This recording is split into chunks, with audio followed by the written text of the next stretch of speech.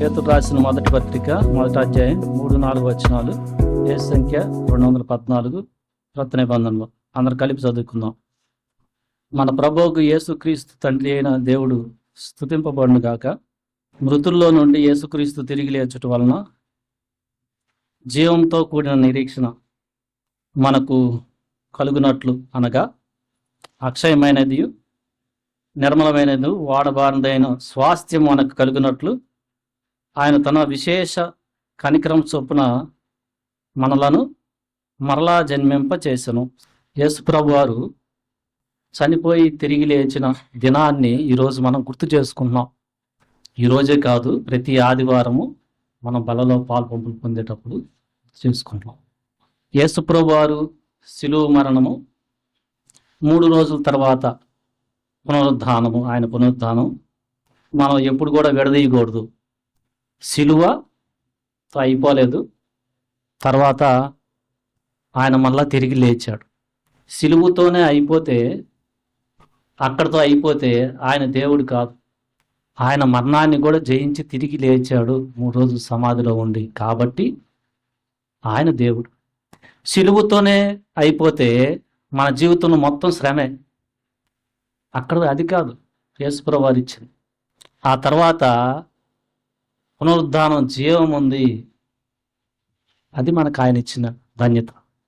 So యేసుప్రభు వారు మృతుల్లో నుంచి తిరిగి లేచుట వలన పేతురు చెప్తా ఉన్నాడు, మనకి జీవముతో కూడిన నిరీక్షణ కలిగింది. ఒకప్పుడు చనిపోతాం, తర్వాత ఏమవుతుంది? చనిపోతే ఇంకంతేనా, ఎముకలు చీకిపోవటం, సమాధులు అంతేనా అని అనుకోవచ్చు. లో కాదు, యేసు ప్రభు చనిపోయి మళ్ళా తిరిగి లేచాం. మనకు కూడా ఆయన్ని విశ్వసించిన, ఆయన మరణాన్ని పునరుద్ధానాన్ని నమ్మిన మనం కూడా ఆయన మరలా వచ్చినప్పుడు తిరిగి లేస్తాము, మనం కూడా పునరుద్ధానమై. సో యేసుక్రీస్తులో మనకి కలిగింది ఏంటంటే జీవముతో కూడిన నిరీక్షణ, అక్షయమైనది, పరిశుద్ధమైనది, నిర్మలమైనదంటే వాడబారిని ఆ స్వాస్థ్యాన్ని మనకు దేవుడు అనుగ్రహించాడు. ఈ లోకము దాని నటన గతించిపోతూ ఉన్నాయి. మీరు చూస్తూ ఉన్నారు, యుద్ధాలు జరుగుతున్నాయి. బాగా బిల్డింగ్స్ కట్టుకుంటే ఒక మిసైల్ వచ్చి పడుతుంది, మొత్తం అది చూస్తానికి దారుణంగా తయారవుతుంది.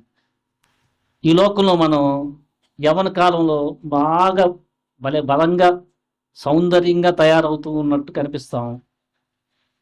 కొంచెం ముందుకెళ్తే వాడిపోతాం. ఈ లోకంలో మనం బిల్డింగ్ కడితే బ్యూటిఫుల్గా కట్టుకోవచ్చు. ధనవంతుడు 3 సంవత్సరాలు అయితే ఫేడ్ అయిపోద్ది పెయింట్ కూడా. క్రీస్తులో మనకున్న స్వాస్థ్యం అది కాదు, అది వాడబారంది. పువ్వు అయితే వాడిపోద్ది. ఫస్ట్ చూస్తానికి ఎంత బాగుంటుందో ఉదయం చూస్తే, సాయంత్రంకి అలాంటిది కాదు. అది పరిశుద్ధమైన స్వాస్థ్యం, పాపం లేని స్వాస్థ్యం, నిర్మలమైనది. ఆ స్వాస్థ్యాన్ని క్రీస్తు యేసులో దేవుడు మనకి అనుగ్రహించాడు. మనం క్రీస్తు యేసులో ఆయన విశేషమైన కనికరము చొప్పున మళ్ళా ఆత్మలో బతికాము. అంతకుముందైతే మనం చనిపోయాం. ఆత్మలో చనిపోవటం అంటే మనకి ఈ లోక సంబంధమైన విషయాల్లోనే మన మనసు అయిపోతుంది. పాపం చేస్తూ దాంట్లోనే అతిశయిస్తూ ఉంటాం, అన్యాయం చేస్తూ మనం దాంట్లో అతిశయం పొందుతూ ఉంటాం. సో అది మరణం. అయితే క్రీస్తు యేసులో పేతురు చెప్తున్నాడు, ఆయన విశేషమైన కనికరం చొప్పున మనలను మరలా జన్మింపజేసెను.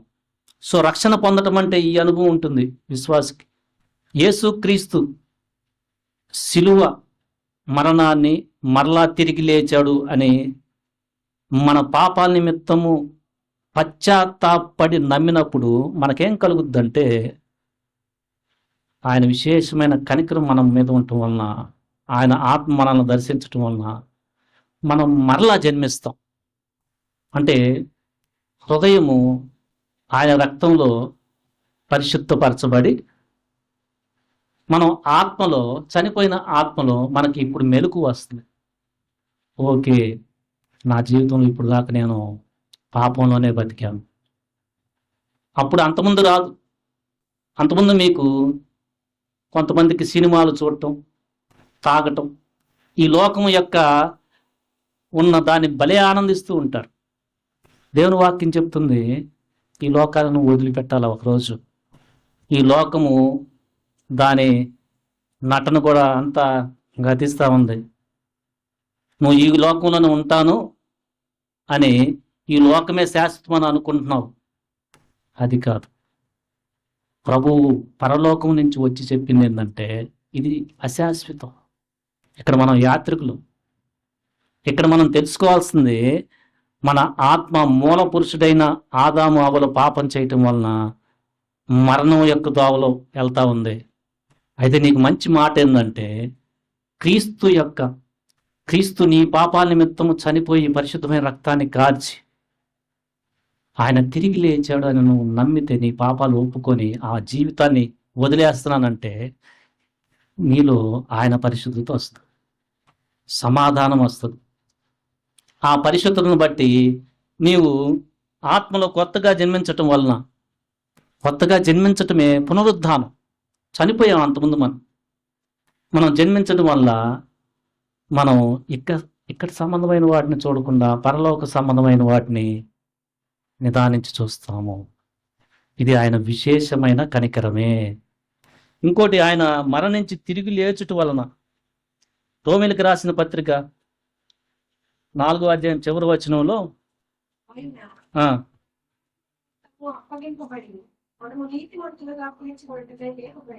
అది ఆయన మరణించటం వలన మనకి క్షమాపణ వస్తే, ఎందుకంటే ఆయన మన శిక్షను భరించాడు.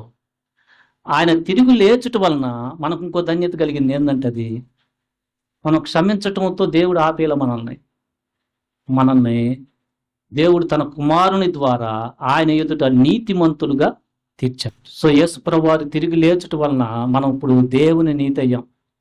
ఆయన లేచుట వలన దేవుని నీతి అంటే, దేవుడు ఎలా చూస్తున్నాడంటే, నీవు క్రీస్తు యొక్క కార్యాన్ని సాత్వికముతో నమ్మటం వలన, నమ్మింది ఎట్లా తెలుస్తుంది? నమ్మాను అని ఊరికి అనకూడదు.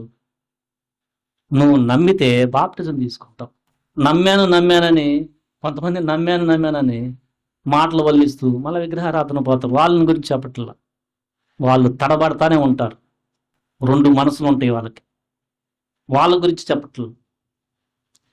నీవు నమ్మి సంపూర్ణంగా పశ్చాత్తాపం పడి, నా పాప రోత జీవితం, నా పాపాల నిమిత్తం ఆయన దేవుణ్ణే ముళ్ళ కిరీటము, కాలు చేతులకు మేకులు, ఆయనకి అవమానము, తునీకరించటము, బట్టలు తీసేయటము, అలాంటి కార్యం నా పాపం వల్ల జరిగింది అని నువ్వు ఏడిస్తే, అప్పుడు నీకు ఆయన వైపు చూస్తే ఆయన తిరిగి లేచాడు. ప్రభు, నాకు నూతన జన్మ అనుభవాన్ని అంటే నువ్వు మరలా తిరిగి లేస్తావు. దేవుడు దాన్ని నమ్మిన దాన్ని బట్టి నిన్ను నీతిమంతుడుగా తీరుస్తాడు. అంతేగాని మన సొంత నీతి పెట్టుకొని అక్కడికి వెళ్తే, నేను బాగున్నాను, మంచి పనులు చేస్తున్నాను అని పైన బాహ్య కార్యాలు తెచ్చుకుని వెళ్తే, దేవుని దృష్టిలో అవి మురికి గుడ్డ పేలికల్లాగా ఉన్నాయని చెప్తున్న లేఖనం. ఎవ్వరు కూడా దేవుని యొక్క నీతిని ఎవరు అందుకోలేదు. అందరూ భేదం లేదు, పాపం చేసి ఆ నీతిని ఎవరు అందుకోరు. అయితే నమ్మేవారు క్రీస్తు యేసునందు విశ్వాసం వలన ఉచితంగా నీతిమంతులని తీర్చబడుతున్నాం మనం. ఎలా అయింది అంటే, ఆయన తిరిగి లేచుట వలన, యేసుప్రభువు వారు తిరిగి లేచుట వలన మనం ఉచితంగా నీతిమంతులుగా తీర్చబడుతున్నాం. దేవుడు న్యాయవంతుడు. యేసుప్రభువు వారు సిలువ కార్యంతోనే సమాధిలో అంత జీవితం అయిపోతే దేవుని న్యాయానికి అసలు అర్థం లేదు. మరలా ఆయన్ని 3వ దినాన తిరిగి లేపాడు ఆయన న్యాయవంతుడు. తర్వాత మనకు దొరికేది ఏంటంటే, ఇంకోటి, పేతురు అదే పత్రిక 3వ అధ్యాయంలో 21వ వచనంలో, అదేమనగా శరీర మాల్యం తీసివేయట కాదు గాని యేసుక్రీస్తు పునరుద్ధాన మూలముగా దేవుని విషయము నిర్మలమైన మనస్సాక్షి ప్రత్యుత్తరమే. క్రీస్తు యేసులో నీకు దొరికేది ఏంటంటే, ఇందాక చెప్పాం కదా, మరలా జన్మించడం వల్ల చనిపోయిన నీ మనస్సాక్షి మళ్ళా బతుకుతుంది. చనిపోయిన నీ మనస్సాక్షి నిర్మలం అవుద్ది. అది ఎట్లా జరిగిందంటే, యేసుక్రీస్తు వారి పునరుద్ధానం మూలంగా మనలో కూడా ఆ పునరుద్ధాన శక్తి రావటం వలన మన మనస్సాక్షి నిర్మలం. అప్పుడు తెలుస్తుంది, అరే నిన్ను ఇబ్బంది పెట్టానే, నన్ను క్షమించు అని అడగగలుగుతుంది.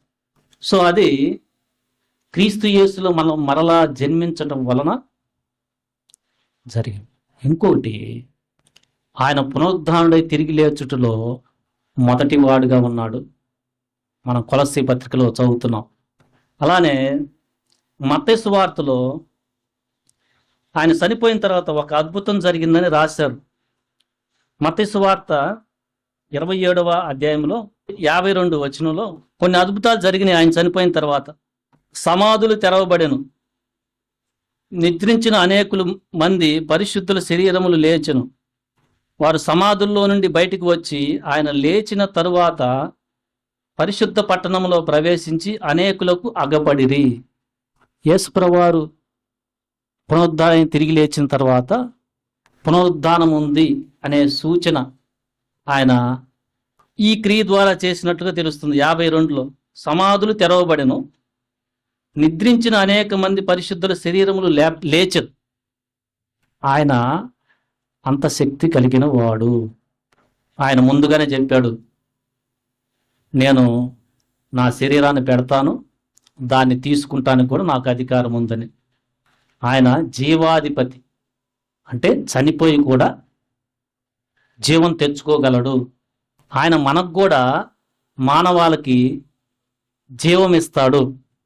జీవం అనేది ఆయన ద్వారానే వచ్చింది. సో పాపంలో చనిపోతే నీలో ఉన్న ఆత్మ నిత్య నాశనానికి వెళ్తుంది. అది మరణం, ఆత్మకి మరణం. జాగ్రత్త. అయితే యేసుక్రీస్తులో నీకు దొరికేది ఏంటంటే, నీ ఆత్మకి ఆయన పునరుద్ధానం తిరిగి లేచడం వలన జీవం, నిత్య జీవం. ఆయన మరలా వచ్చినప్పుడు మనకి 1 కొరింథీ 15వ అధ్యాయంలో మనం చూస్తే పునరుద్ధానం అనేది చాలా ఇంపార్టెంట్.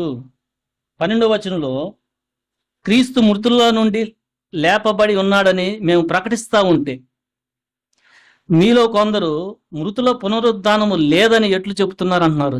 మృతుల పునరుద్ధానం అనేది చాలా ఇంపార్టెంట్ అంశం. ఈ పునరుద్ధానం లేకపోతే మనకు అసలు నిరీక్షణే లేదు. జీవంతో కూడిన నిరీక్షణ అని చెప్తున్నాడు పేతురు ఇందాక. కానీ అప్పట్లోనే కొంతమంది వచ్చి పునరుద్ధానం లేదు అంటున్నారు. అది కాదు, అది తప్పుడు బోధ.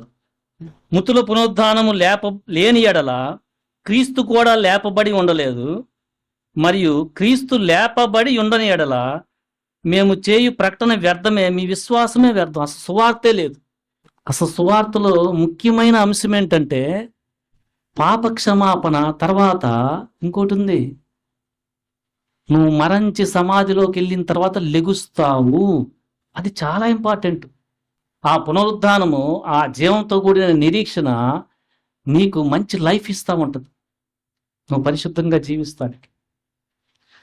సో మనం ఇక్కడ ఈ యొక్క అధ్యాయంలో 42వ వచనం చాలా చోట్ల మీరు నిదానంగా చదువుకుంటే మనం రక్షణ వచ్చిన తర్వాత ఆయన ఆత్మ సహాయంతో బ్రతికిన జీవితాన్ని బట్టి మన పునరుద్ధానపు యొక్క స్థితి ఉంటుంది. జాగ్రత్తది. అందరూ ఒకే వెలుగులాగా ఉండరు. నువ్వు రక్షించబడి క్రీస్తు యొక్క ఆత్మని పొందుకొని సాత్వికముతో ఆయన ఆత్మఫలాలతో ఎదుగుతూ ఉంటే నీ గ్లోరీనే వేరు. నీకు ఇచ్చే పునరుద్ధానపు యొక్క శరీరములో చాలా గ్లోరీగా ఉంటాం. అది చాలా జాగ్రత్తగా ఉండాలి. ఎందుకంటే 41వ వచనంలో సూర్యుని మహిమ వేరు, చంద్రుని మహిమ వేరు, నక్షత్రముల మహిమ వేరు. మహిమను బట్టి ఒక నక్షత్రమునకు మరి ఒక నక్షత్రముకు భేదము కలదు కదా. అలాగే జాగ్రత్తగా ఉండండి. రక్షించబడిన తర్వాత మనం క్రీస్తు కోసము ఆయన స్వరూపంలోకి నేను ఎదగాలి అని ఎంత ప్రయాస పడుతున్నారో, యేసుప్రభువారు వచ్చినప్పుడు ఆయన అందరికి కూడా పునరుద్ధానం శరీరం ఇస్తాడు. కానీ వెలుగులో మార్పుంటుంది, మహిమలో మార్పుంటుంది. నిన్ను లేపుతాడు. కానీ డిఫరెంట్ విశ్వాసులు డిఫరెంట్ మహిమతో ఉంటారు అక్కడ. అది నీ చేతిలో ఉంది. నువ్వు లెగుస్తావు. ఏంటంటే నరకానికి వెళ్ళవు. క్రీస్తుని నమ్ముకున్న తర్వాత నువ్వు నరకానికి వెళ్ళవు. కానీ ఆ పరిశుద్ధ పట్టణంలో యుగయుగాలు ఉండే ఆ నిర్మలమైన అక్షయమైన వాడబాని ఆ స్వాస్థ్యములో నువ్వు ఎలా జీవించావు?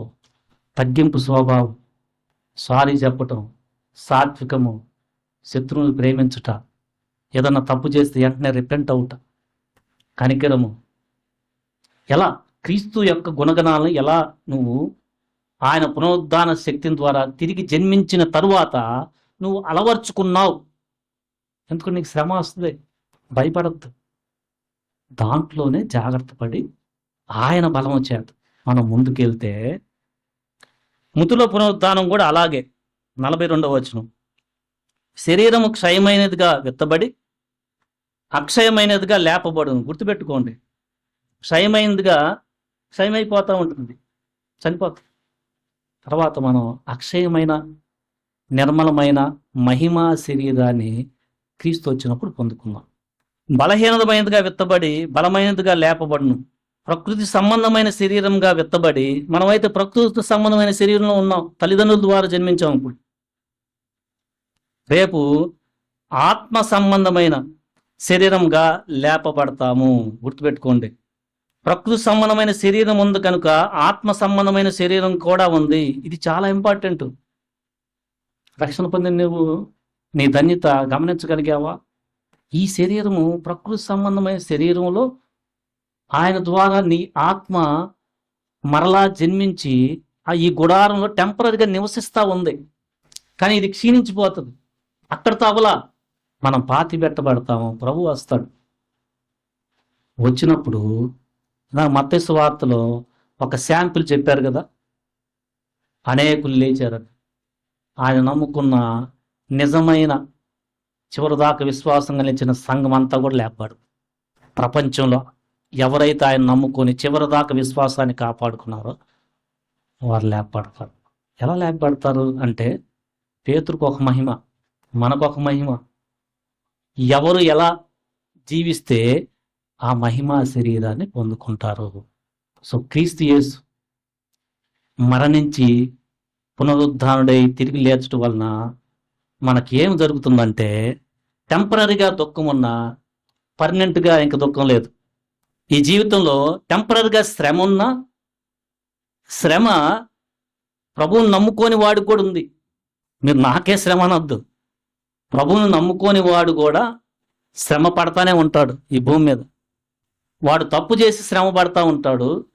నీవు పడిపోయిన ఈ యొక్క ప్రపంచంలో నువ్వు నీతిగా బతుకుతున్నా శ్రమ పడతా ఉంటావు.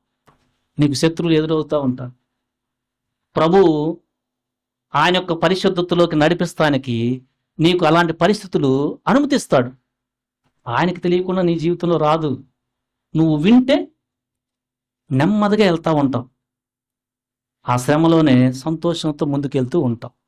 మనం ఎలాగున ఆయన పునరుద్ధానాన్ని నమ్మి మనం జీవిస్తున్నామో పరిశుద్ధంగా, దాన్ని బట్టి ఆయన మనకి అందరు కూడా మహిమ శరీరాన్ని ఇస్తాడు.